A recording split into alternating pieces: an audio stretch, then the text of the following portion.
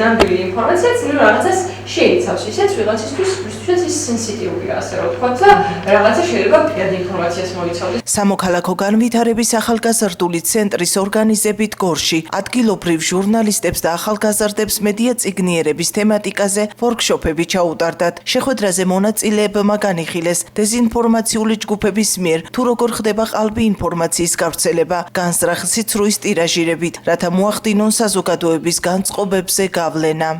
ჩვენი ორგანიზაცია ახორციელებს პროექტს, რომლის მიზანიც არის შიდა ქართლის რეგიონში ახალგაზრდების ცნობიერების ამაღლება და ინფორმირება დეზინფორმაციის შესახებ, ასევე პროპაგანდის და მედია წიგნიერების შესახებ და აი ამ პროექტის ფარგლებში დღეს გორში ჰქონდა ვორქშოპი, სამუშაო შეხვედრა ახალგაზრდებთან, სადაც მათ ვეცადეთ რომ მიგვეწოდებინა ინფორმაცია იმ ასე ვთქვათ ნიუანსების შესახებ, რაც ახასიათებს აი ამ დეზინფორმაციას და პროპაგანდას იმისათვის რომ ისინი მზად იყვნენ აი ამ ასე ვთქვათ ძალიან მნიშვნელოვანი შემოტევის გასამკლავებლად, რაც ზოგადად თანამედროვე ცხოვრებაში არსებობს დეზინფორმაციის და პროპაგანდის კუთხით. რაღაც იყო ამ სემინარში ისეთი, რაც უკვე ვიცოდეთ, თუმცა ბევრი რამე იყო ისეთი, რაც არ ვიცოდით და ჩვენთვის ახალი იყო. ჩემი აზრით ეს ასე რომ ვთქვათ, მხოლოდ ასე სემინარებზე არ უნდა ისწავლებოდეს და სკოლებშიც უნდა იყოს რა თქმა უნდა, იქიდან გამომდინარე, რომ აუცილებელი ინფორმაცია ისეთი რაღაც, რაც ყველამ უნდა იცოდეს. ამიტომაც ვთვლი, რომ საჭირო ყველგან ისწავლებოდეს.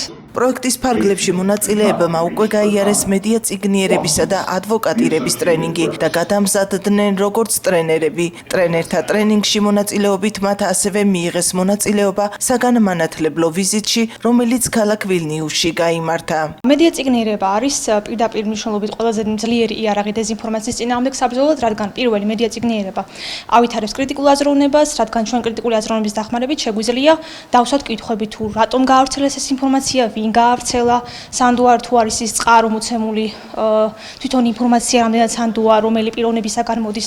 ამიტომაც ვფიქრობ, მედია წიგნიერების უნარების შეძენა 21 საუკუნეში არის ერთ-ერთი კრიტიკული მომენტი. ხმარება იგი, რომ თავად ვიაზროვნოთ, გადაწყვეტოთ, რომელი ინფორმაცია არის სანდუ, ასევე მედია წიგნიერების უნარების დახმარებით ჩვენ შეგვიძლია გამოვიყენოთ სპეციალური აპლიკაციები, სპეციალური დაუშვათ აპები, რომლებიც დაგვეხმარება თვითონ ფოტომანიპულაციის აღმოჩენისთვისაც, რა თქმა უნდა.